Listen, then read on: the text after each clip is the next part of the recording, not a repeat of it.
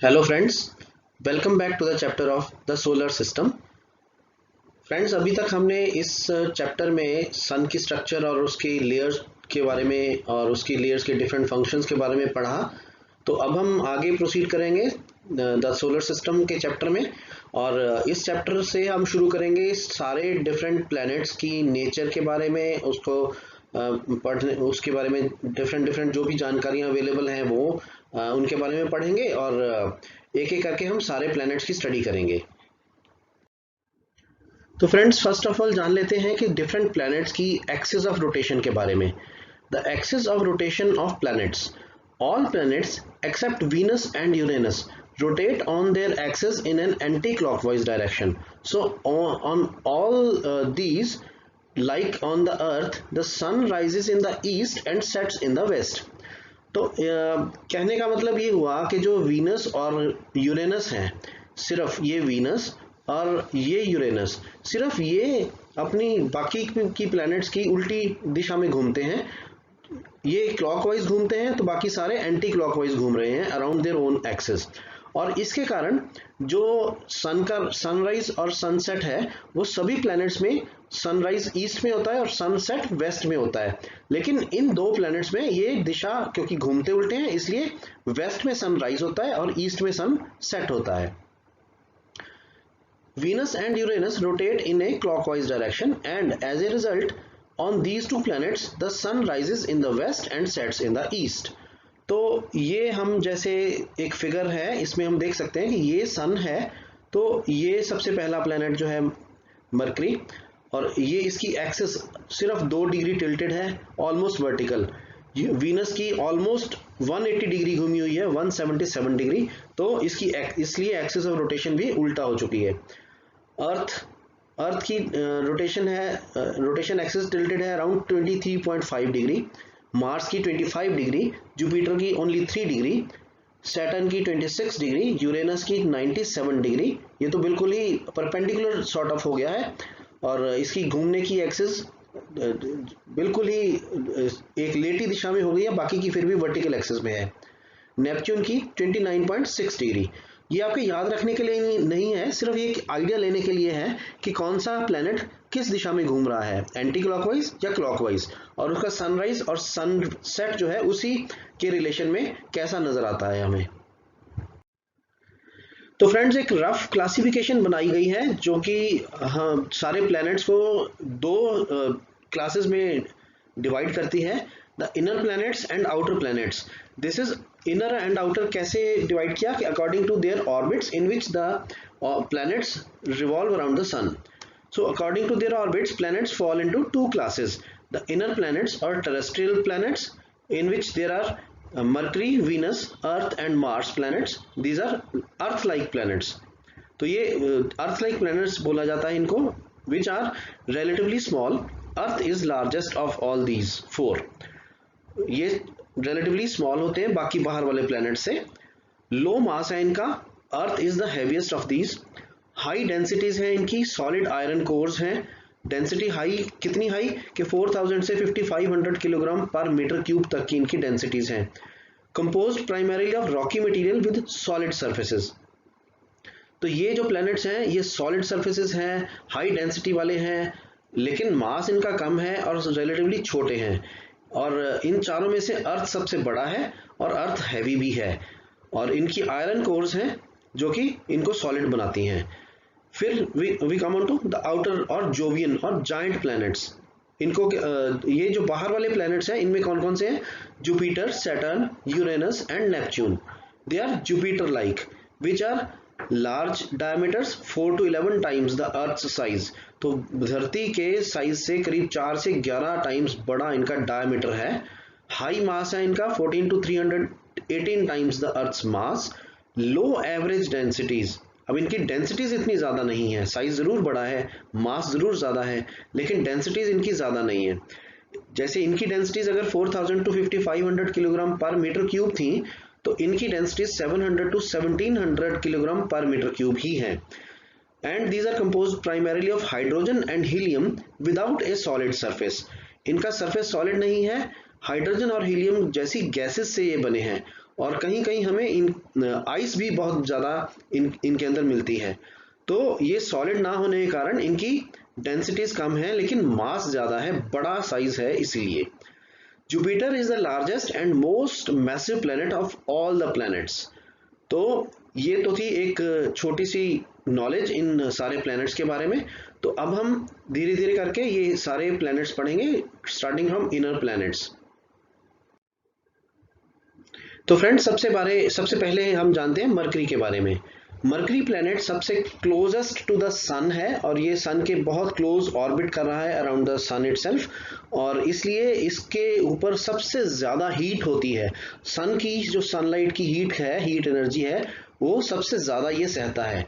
और इसी के कारण साइंटिस्ट को इसकी ऑब्जर्वेशन, इसकी जो एक्सप्लोरेशन है उसमें बहुत ज़्यादा दिक्कतें आती हैं, क्योंकि इतनी ज़्यादा गर्मी में ना तो पॉसिबल है किसी मैन्ड मिशन को भेजने का, और अगर वो अनमैन्ड भी भेजते हैं तो उसके आसपास चक्कर काटने वाले मिशन तो फिर भी शायद पॉसिबल हों, लेकिन इसके बारे में शायद इसीलिए इंफॉर्मेशन हमें कम ही अवेलेबल है। तो let us come to Mercury. The planet is nearest to the sun, has long remained a mysterious body. Mysterious इसीलिए क्योंकि हमें इसके बारे में ज़्यादा पता नहीं है। Because of the sun's glare, it is difficult to see it very clearly, all the more so because it is very small. तो ये साइज में भी बहुत छोटा है और ये सन के क्लोजेस्ट है, इसलिए हमारे लिए ये मिस्ट्री है। It appears in the eastern sky for a brief time early in the morning before sunrise. So it is called a morning object. तो सनराइज से पहले ये ईस्टर्न स्काई में हमें देखने को मिलता है बहुत थोड़े टाइम के लिए, इसलिए इसको मॉर्निंग ऑब्जेक्ट भी कहा जाता है। And it is seen as a western object in the western sky just after the sunset. तो ऐसे स्टार्स या ऐसे प्लैनेट्स जो मॉर्निंग ऑब्जेक्ट बनते हैं before the, they can be seen before the sunrise, and as well as जो western object जिनको हम बोलते हैं वो सन सेट होने के शॉर्टली बाद वेस्टर्न डायरेक्शन में हमें देखने को मिलते हैं। ये उनमें से एक है। Surface of mercury has craters and wrinkles over it that is spaced by large smooth areas. बहुत ज्यादा क्रेटर्स हैं और रिंकल्स हैं इसके सरफेस के ऊपर, जिनके बीच की जो स्पेस है वो बहुत स्मूथ है, बहुत लार्ज एरियाज स्मूथ भी हैं between the craters and wrinkles. It has a temperature of around 427 degree on the side facing the sun and around minus 270 degree on the opposite side. क्योंकि जिस तरफ सन फेसिंग है उस तरफ तो बहुत ज़्यादा धूप पड़ रही है, इसलिए उसका टेम्परेचर बहुत हाई हो जाता है 427 degree centigrade.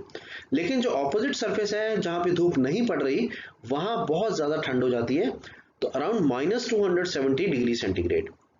It has no atmosphere and it has no satellites also. Then we come on to the planet Venus. तो फ्रेंड्स, वीनस हमारे प्लानिटरी सिस्टम में अर्थ के क्लोजेस्ट प्लैनेट है वीनस। तो इसलिए जो सन की लाइट है ये सबसे ज़्यादा रिफ्लेक्ट करके हमें ये हमारी तरफ फेंकता है, तो इसलिए ये प्लैनेट, जिसको हिंदी में शुक्र भी कहा जाता है, ये सबसे ब्राइट हमें प्लैनेट दिखाई देता है फ्रॉम अर्थ। तो Venus being nearest planetary neighbourhood 40 million kilometer away from Earth has its surface hidden from view by a dense yellowish white cloud which extends to 80 kilometer above its surface.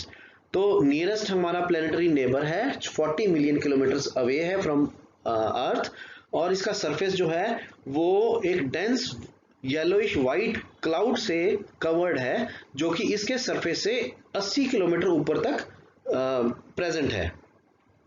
Venus appears to be the third largest object in the sky after Sun and the Moon because of its short distance from us and because the white cloud reflects almost 76% of sunlight that falls on it. तो इसके सबसे ज़्यादा bright होने का कारण क्या है? हमें ये सन और मून के बाद तीसरा सबसे ज़्यादा ब्राइट ऑब्जेक्ट नज़र आता है। देखिए, सन प्लैनेट नहीं है इसलिए हमने इसको तीसरा ब्राइट प्लैनेट नहीं बोला है। This is the third brightest object. Sun planet नहीं है और मून भी प्लैनेट नहीं है। सन हमारा एक स्टार है और मून हमारा सैटेलाइट है, इसलिए हम वीनस को ब्राइटेस्ट प्लेनेट भी कहेंगे या थर्ड बिगेस्ट ऑब्जेक्ट कहेंगे, क्योंकि सबसे ब्राइट सन हमें दिखाई देता है, सेकंड ब्राइटेस्ट ऑब्जेक्ट हमें मून दिखाई देता है, और थर्ड ब्राइटेस्ट ऑब्जेक्ट हमें वीनस दिखाई देता है। तो एक तो उसकी क्लोजनेस है टू द अर्थ के शॉर्ट डिस्टेंस पे है हमारे, प्लस जो इसके ऊपर हमने अभी व्हाइट क्लाउड की बात की, वो व्हाइट क्लाउड 76% सनलाइट रिफ्लेक्ट कर देता है, इसलिए हमें वो ज्यादा ब्राइट नजर आता है। Venus appears so bright at times that under ideal atmospheric conditions it may be seen with the unaided eye in daytime also। तो कई कई बार इतना ब्राइट होता है ये कि हमें दिन में भी बिना किसी लेंस के या टेलीस्कोप के या बाइनोकुलर्स के भी ये दिखाई देता है। Venus can be seen about 3 hours after sunset when it is a night object or 3 hours before sunrise when it is a morning object। तो ये मॉर्निंग ऑब्जेक्ट और इवनिंग ऑब्जेक्ट दोनों तरह से हमें देखने को मिलता है after the sunset as well as before sunrise. तो एक इसके अंदर और खासियत पिक्यूलियर बात है, जैसे कि मून हमारा फेजेस दिखाता है, full moon, new moon, gibbous moon, waning moon, तो उसी तरह से वीनस भी, इसके भी फेजेस हैं। Venus goes through phases quite like those of the moon. It requires almost 20 months for an observer to see Venus in all its phases। जैसे moon के फेजेस हैं वो 14 दिन में एक फेज कंप्लीट करता है, वीनस 20 मंथ्स में एक फेज हमारा अपना कंप्लीट करता है। तो 20 मंथ्स लगते हैं किसी भी वीनस ऑब्जर्वर को वीनस के कंप्लीट फेजेस को देखने के लिए। तो वीनस के बारे में और जानकारी हमारे पास क्या है, the surface temperature of Venus is around 480 degree centigrade, तो काफी ज्यादा गर्म है ये भी। The atmosphere of Venus is made up of 96% carbon dioxide gas and clouds of sulphuric acid with small quantities of hydrochloric acid and hydrofluoric acid. तो ये acids उसके एटमॉस्फेयर में हमें मिलते हैं, सल्फ्यूरिक एसिड, हाइड्रोक्लोरिक एसिड और hydrofluoric acid, apart from carbon dioxide gas, जो 96% है वो कार्बन डाइऑक्साइड गैस है, और very small percentage in acids का भी मिलता है हमें। there we get small traces of water vapor, nitrogen, argon, sulfur dioxide and carbon monoxide gases also। The atmospheric pressure is 90 times the pressure we feel from the earth's atmosphere। जितना अर्थ के atmosphere से हमारे ऊपर pressure है उससे 90 times ज्यादा Venus के atmosphere के अंदर प्रेशर है। तो इसका मतलब इसका एक अच्छा खासा एटमॉस्फेयर है और इन गैसेस से ये बना हुआ है, और 90 टाइम्स इसका एटमॉस्फेरिक प्रेशर है देन अर्थ। एक और पिक्यूलियर बात हम जान लेते हैं, विद इट्स सीयरिंग हीट, बहुत ज्यादा हीट होने के कारण crushing pressures and poisonous gases, life can not survive on Venus.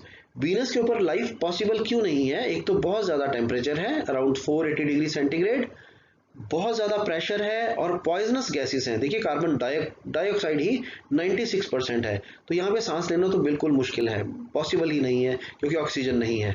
तो पॉइजनस गैसेस हैं और मोरओवर ये एसिड्स उसको और भी पॉइजनस बना देती हैं, इसलिए लाइफ नहीं है वीनस के ऊपर। तो वीनस के सरफेस के ऊपर हाई टेम्परेचर होने का एक और कारण भी है, the greenhouse effect. The high surface temperature of Venus comes about through what is known as the greenhouse effect. ये क्या होता है, थोड़ा ग्रीन हाउस इफेक्ट के बारे में जान लेते हैं। Sunlight passes through the clouds and atmosphere of Venus and reaches its surface.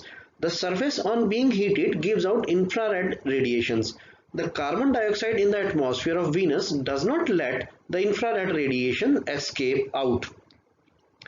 तो सनलाइट जैसे ही इसके गैसेस के थ्रू वीनस के सरफेस के ऊपर पहुंचती है, वहां पे वो रिफ्लेक्ट करती है, जो इसका सरफेस है वो सनलाइट को रिफ्लेक्ट करता है in the form of infrared radiations, और इंफ्रारेड रेडिएशंस उसके एटमॉस्फेयर के अंदर ही एंट्रैप हो जाती हैं, बिकॉज कार्बन डाइऑक्साइड जो है उसको बाहर निकलने नहीं देता है, और इसके कारण उसका सरफेस का टेम्परेचर और ज्यादा हाई हो जाता है।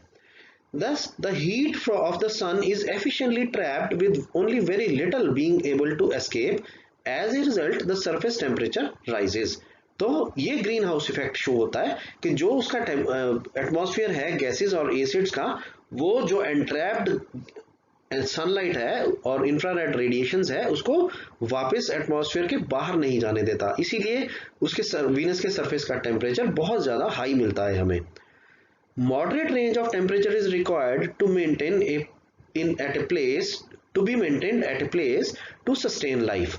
तो लाइफ होने के कारण, लाइफ होने के लिए क्या जरूरी है, एक मॉडरेट टेम्परेचर, बहुत ज्यादा भी नहीं बहुत कम भी नहीं। तो इसमें बहुत ज्यादा है और सरफेस टेम्परेचर बहुत राइज हो जाता है, इसीलिए वीनस के ऊपर लाइफ नहीं है। तो साइंटिस्ट आजकल खोज रहे हैं कि अर्थ के अलावा भी कोई और प्लेनेट के ऊपर अगर लाइफ पॉसिबल है तो हम उसको ढूंढें, और अगर पॉसिबल पहले नहीं हो चुकी है तो उसको और आगे आने वाले टाइम में कैसे पॉसिबल बनाएं। तो उसके लिए उन्होंने मार्स का भी एक्सप्लोरेशन किया है और वीनस का भी एक्सप्लोरेशन इस मामले में वो कर रहे हैं। वो हाई टेम्परेचर होने की वजह से लाइफ वहाँ पॉसिबल नहीं है, हम ये तो जान गए हैं, लेकिन उस हाई टेम्परेचर को कंसिस्टेंटली एक लो टेम्परेचर, एक मॉडरेट टेम्परेचर वाला प्लेनेट कैसे कन्वर्ट करें, उसकी भी थ्योरीज वो दे आर पुटिंग फॉरवर्ड। तो उनमें से एक है, one idea is to make Venus inhabitable is to introduce small living organisms which can consume carbon dioxide and give off oxygen into the planet's atmosphere. As this process passes, the greenhouse effect will become less as carbon dioxide gas decreases in the atmosphere. This will cool the planet's surface and water vapor will condense. एक idea ये है कि वहां पे living organisms को भेजा जाए, जैसे प्लांट्स की ग्रोइंग जो है उसको प्रमोट किया जाए। तो जो प्लांट्स हैं वहां पे जब भी ग्रो करेंगे तो वो एटमॉस्फेयर की कार्बन डाइऑक्साइड को एब्जॉर्ब करेंगे और ऑक्सीजन छोड़ेंगे। तो अगर वो ऑक्सीजन छोड़ेंगे इनटू द प्लैनेट्स एटमॉस्फेयर तो जो ग्रीन हाउस इफेक्ट है वो कम होना शुरू हो जाएगा कार्बन डाइऑक्साइड के एब्जॉर्ब होने से। और जैसे ही वो ग्रीन हाउस इफेक्ट कम होगा, उसका जो इंफ्रारेड रेडिएशंस का एस्केप है फ्रॉम द सरफेस वो पॉसिबल होगा।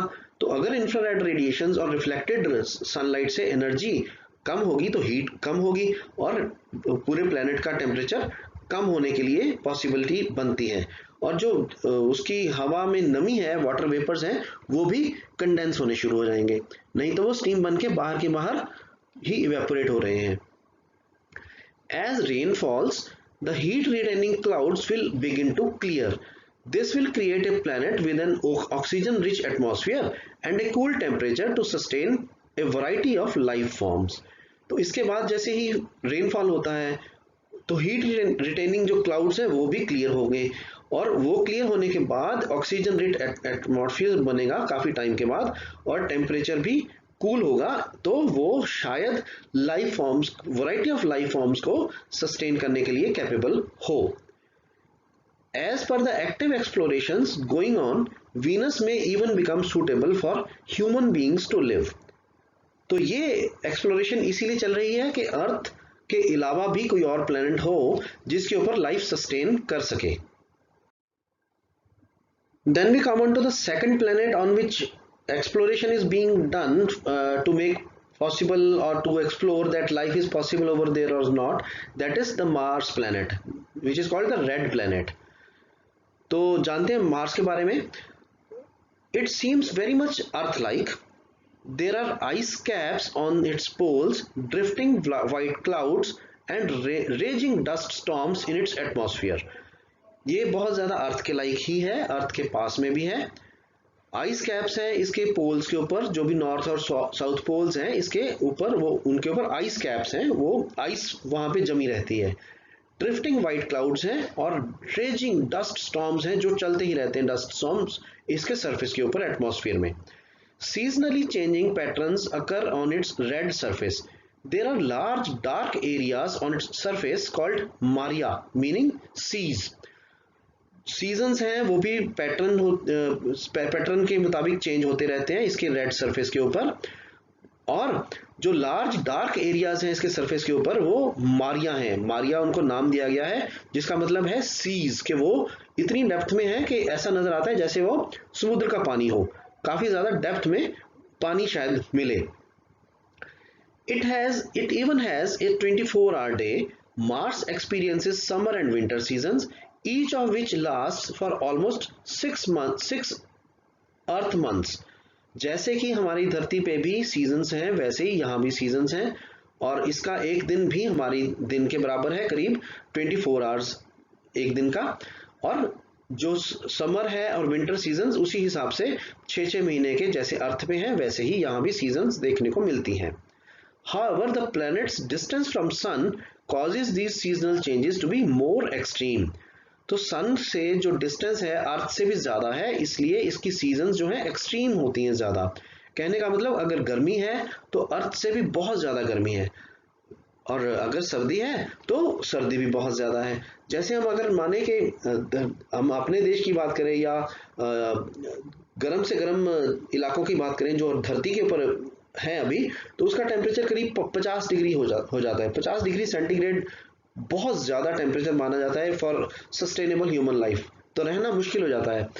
तो यही गर्मी का टेम्परेचर अगर मार्स पे हो तो ये 50 से कहीं ज़्यादा होगा, और वहाँ पे इसीलिए ऐसी लाइफ, कंफर्टेबल लाइफ मुश्किल है, क्योंकि सीजनल चेंजेस की जो टेम्परेचर रेंजेस है वो एक्सट्रीम्स में मिलती हैं हमें। Mars is quite small relative to Earth. The radius is only half that of Earth, though the total surface area is comparable to the land area on Earth. तो धरती से ये बहुत छोटा है, इसका साइज और रेडियस जो है करीब आधा है हमारी धरती से, लेकिन जो सरफेस एरिया है वो comparable to our land area है। वो क्यों, कैसे हुआ?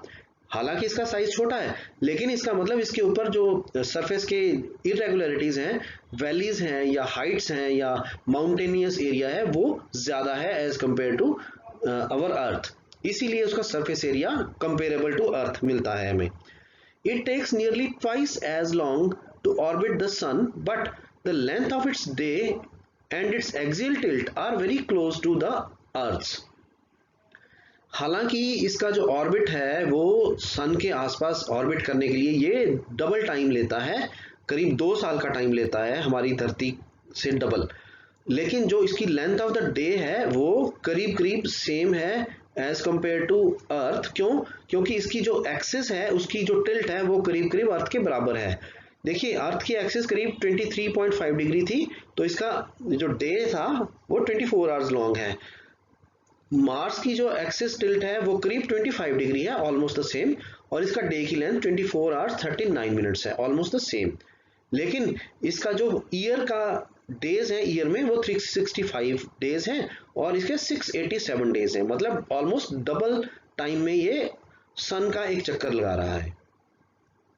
The eccentricity of Mars orbit is much greater than that of the Earth, making its orbit distinctly non-circular.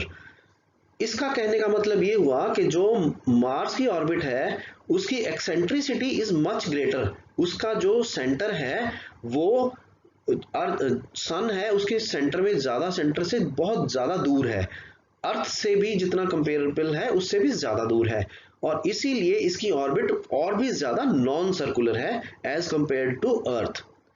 The amount of sunlight received is about 40% greater at perihelion than at aphelion, which has important consequences for Martian seasons. तो 40% ज़्यादा light मिलती है, sunlight मिलती है eight perihelion then eight एपहीलियन, तो इसीलिए जो seasons की वेरिएशंस हैं, सीजन के एक्सट्रीम टेम्परेचर्स हैं, हमें इसके कारण देखने को मिलते हैं। On Earth, nearly all the annual variations in temperature occurs because of the axial tilt, whereas Mars has is much higher orbital eccentricity than Earth. Its distance from Sun varies from 206 million km to 249 million km during a Martian year. This amounts to a 68% change in the amount of sunlight falling on the Mars between the 2 points. This gives rise to much larger seasonal temperature variations than on Earth. चलिए इस point को थोड़ा detail में समझने की कोशिश करते हैं। देखिए अर्थ जो है उसकी सीजनल वेरिएशंस आती हैं ज़्यादातर उसकी एक्सियल टिल्ट के कारण, जबकि जो उसकी रेवोल्यूशन अराउंड सन है वो उसकी सीजनल टेम्परेचर वेरिएशंस के लिए ज़्यादा रिस्पॉन्सिबल नहीं है, क्योंकि उनमें मान लीजिए ये अर्थ अभी इस पॉइंट पे सन के क्लोजेस्ट है और इस पॉइंट पे सन से फारदेस्ट होगी, तो मान लीजिए ये जो क्लोजेस्ट पॉइंट है उससे सन का डिस्टेंस x है और फारदेस्ट पॉइंट से सन का डिस्टेंस y होगा। तो जो x और y में डिफरेंस है वो ज्यादा नहीं है in case of earth. Whereas यही हम देखें अगर मार्स के केस में, अगर ये क्लोजेस्ट पॉइंट ये वाला है और इसको हम x मान लेते हैं डिस्टेंस को फ्रॉम द सन, और ये फारदेस्ट पॉइंट होगा, तो मार्स का ये डिस्टेंस फ्रॉम द सन मान लेते हैं y, तो x और y में डिफरेंस बहुत ज्यादा है, ये वेरिएशन ज्यादा है। कितनी? As much as 206 million. अगर यहाँ पे 206 मिलियन किलोमीटर है तो यहाँ पे ये 249 मिलियन किलोमीटर्स है। तो इस वेरिएशन ज्यादा होने के कारण जो सनलाइट की फॉलिंग है 68% का फर्क है दोनों में। अगर यहाँ पे मान लीजिए यहाँ पे 100% हम मानने की सनलाइट डल रही है मार्स के ऊपर, तो यहाँ पे सिर्फ 68% डलती है। तो ये जो 32% की वेरिएशन है, this is responsible for extremes of weather on Mars. The southern hemisphere has shorter hotter summers and longer colder winters than northern hemisphere. Polar ice loss, weather patterns and dust storms are all affected by this. इसको point को भी थोड़ा समझने की कोशिश करते हैं। देखिए ये मार्स की टिल्ट है, इस टिल्ट की वजह से अभी इस टाइम पे जो हम फिगर देख रहे हैं इसमें southern hemisphere is closest to the sun and northern hemisphere is farthest from the sun. अभी हमने पिछले लेक्चर में या शायद उससे पिछले लेक्चर में केपलर्स लॉज पढ़े थे। तो केपलर्स लॉ में ये कहा गया था कि जब जो प्लैनेट्स जब रिवॉल्व करते हैं around the sun, they move faster when they are closer to the sun and they move slower when they are farther from the sun. तो अभी इस पोजीशन पे हमने कहा है कि जो अर्थ नहीं, मार्स सन के क्लोजेस्ट है, तो अभी ये फास्टर मूव करेगा और इस टाइम पे southern hemisphere is closest to the sun. तो इसका मतलब जो सदर्न हेमिस्फीयर सनलाइट कलेक्ट कर रहा है, सनलाइट उसके ऊपर फॉल कर रही है, वो जल्दी जल्दी मूव करने के कारण कम टाइम पड़ेगी। इसका मतलब जो समर है ऑन द सदर्न हेमिस्फीयर वो छोटी होंगी, छोटे टाइम के लिए, पूरे साल भर में छोटी होंगी लेकिन ज्यादा गर्म होंगी, क्योंकि यहाँ सन के वो पास में है, लेकिन जल्दी मूव करने की वजह से जल्दी खत्म भी हो जाएंगी।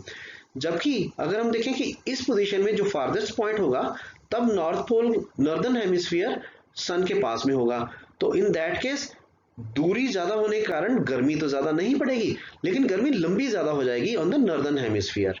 तो ये वजह है कि सदर्न हेमिस्फीयर की जो समर्स हैं वो शॉर्टर हैं और हॉटर हैं, वेयरएज विंटर्स हैं वो लॉन्गर हैं देन नॉर्दर्न हेमिस्फीयर।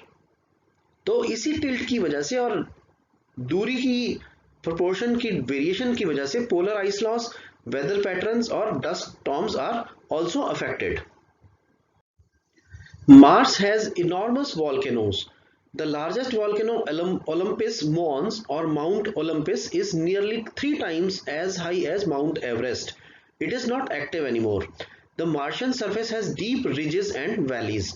तो बहुत ज़्यादा बड़े वॉल्केनोज वहाँ पे हैं। जो सबसे बड़ा है वो ओलंपस मॉन्स नाम से एक वॉल्केनो है जो कि माउंट एवरेस्ट से 3 टाइम्स ज़्यादा ऊंचा है, और इसके सरफेस इरेगुलर होने के कारण बहुत ज़्यादा डीप वैलीज और रिजेस हमें देखने को मिलते हैं। Mars possesses 2 natural satellites, Phobos which means fear and Deimos which means terror. हालांकि ये नाम हमारे साइंटिस्ट ने दिए हुए हैं, लेकिन पता नहीं ऐसे क्यों दिए हुए हैं।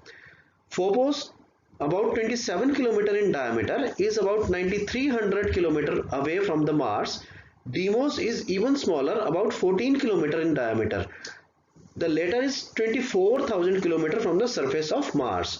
तो ये हमें पिक्टोरियली देखने को मिल रहा है। तो ये मार्स है, ये उसका जो फोबोस है वो nearer to the surface of the Mars है, और ये डीमोस है दूसरा सैटेलाइट जो थोड़ा दूरी पे है, लेकिन डीमोस छोटा है और फोबोस थोड़ा बड़ा है।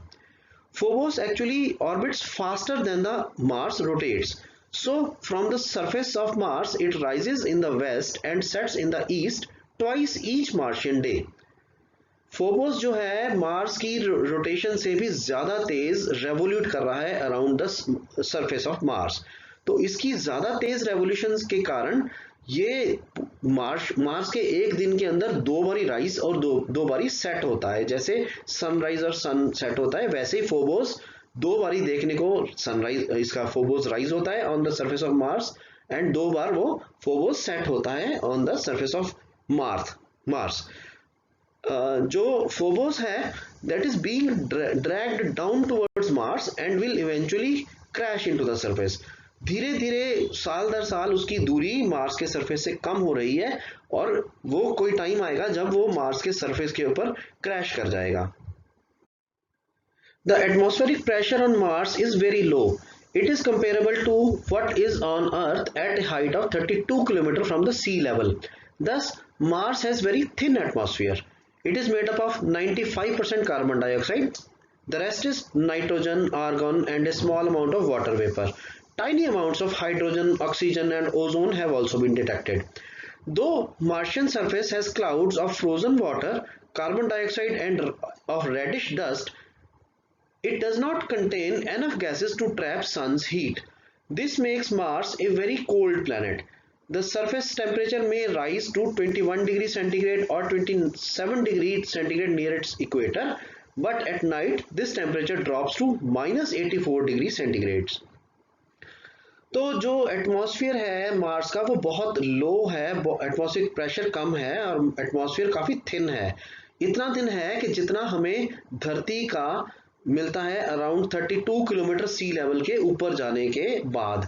32 किलोमीटर के बाद हमारा जो एटमॉस्फेयर है वो भी काफ़ी थिन हो जाता है। तो इस थिन एटमॉस्फेयर में करीब 95% तो कार्बन डाइऑक्साइड ही है, बाकी 5% में nitrogen, argon, water vapours, hydrogen, oxygen, ozone और क्लाउड्स, फ्रोजन वाटर, ये सब मिलता है। और जो इसके सन की जो हीट है ट्रैप करने, सन हीट की हीट को ट्रैप करने की कैपेसिटी नहीं है क्योंकि टेम्परेचर काफ़ी थिन है। और अगर सन हीट ट्रैप नहीं हो रही उसके बाद इसीलिए उसका सरफेस टेम्परेचर जो है इक्वेटर्स पे 21 डिग्री टू 27 डिग्री रहता है, लेकिन रात में क्योंकि हीट ट्रैप नहीं हुई इसलिए वो माइनस 84 डिग्री सेंटीग्रेड तक ड्रॉप कर जाता है। तो ये इंफॉर्मेशन थी हमारी मार्स के बारे में। तो आज हमने इस लेक्चर में जो इनर प्लैनेट्स हैं हमने वो पढ़े हैं, और नेक्स्ट लेक्चर्स में हम देखेंगे आउटर प्लैनेट्स, जोवियन प्लैनेट्स, और उनके बारे में क्या क्या इंफॉर्मेशन हमें अवेलेबल है।